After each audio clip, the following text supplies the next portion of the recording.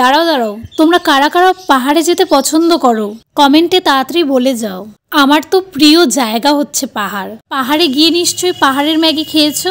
আরে দুঃখ পেতে হবে না, যারা যারা পাহাড়ি ম্যাগি খাওনি তারা এভাবে একবার বানিয়ে বাড়িতে খেয়ে দেখো, পাহাড়ি ম্যাগিকে ভুলে যেতেও বাধ্য করবে। প্রথমেই নুন জলে ম্যাগিটাকে সিদ্ধ হতে দিয়ে দাও, এরপরে পেঁয়াজ লঙ্কা টমেটো কেটে নাও, আর টমেটোটা তেলের মধ্যে ছেড়ে এরকম ম্যাশ করে নাও, আর এখানে ডিম ভেঙে দিয়ে দাও। এবার অল্প অপেক্ষা করো ডিমটা যাতে ভাজা ভাজা হয়ে যায়। এরকম ভাজা ভাজা হয়ে আসলে মাঝখানে একটু তেল দিয়ে এরপরে আমরা পেঁয়াজ লঙ্কা দিয়ে দিব, আর ভালো মতো একটু নাড়াচাড়া করতে হবে।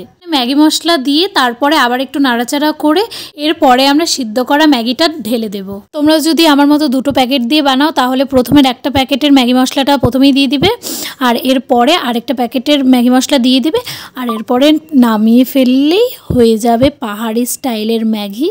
এবার বেশি দেরি না করে আমরা খেয়ে নিই। বাই, অন্য কোনো ভিডিওতে দেখা হবে, টাটা।